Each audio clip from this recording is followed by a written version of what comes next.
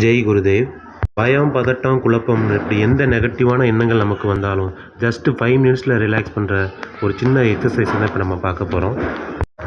இந்த டெக்னிக்கை ஜப்பானீஸ் டெக்னிக்னு சொல்லுவாங்க. இது கண்டிப்பாக எல்லாருக்கும் யூஸ்ஃபுல்லாக இருக்கணும்னு நம்புகிறேன். ஃபஸ்ட்டு பார்த்தீங்கன்னா கவலை.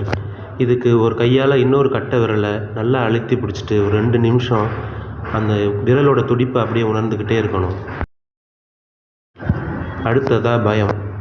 இது நம்ம ஆள்காட்டி விரலை அப்படியே அழுத்தி பிடிச்சிட்டு ஒரு அமைதியான இடத்துல ஒரு 2 நிமிஷம் அப்படியே உட்காந்து அந்த விரலோட துடிப்பை உணரணும். அதே மாதிரி கோபத்திற்கு நடுவிரல், அதே போல் சோகத்திற்கு மோதிர விரலை அதே மாதிரி பிடிச்சுக்கொள்ளணும். சுண்டு விரலுக்கு நம்ம அழுத்தம் கொடுக்கறது மூலமாக நம்ம தன்னம்பிக்கை அதிகரிக்க அது உதவி செய்யும். கடைசியாக நம்ம கட்டை விரல் எடுத்து இன்னொரு கை உள்ளங்கையில் நல்லா அழுத்தி 2 நிமிஷம் அதை துடிப்பை உணரும்போது நம்ம மூளை ரொம்ப அமைதியாகிடும், நமக்கு ரிலாக்ஸாக கொடுக்கும். நம்ம உடம்புக்கு மூச்சு காற்று போல் உடற்பயிற்சியும் ரொம்ப முக்கியம். கடுமையான உடற்பயிற்சி தான் செய்யணும்னு இல்லை, இந்த மாதிரி சின்ன சின்ன உடற்பயிற்சியை செஞ்சு உடம்பையும் மனசையும் அமைதியாக வச்சுக்கலாம். நன்றி.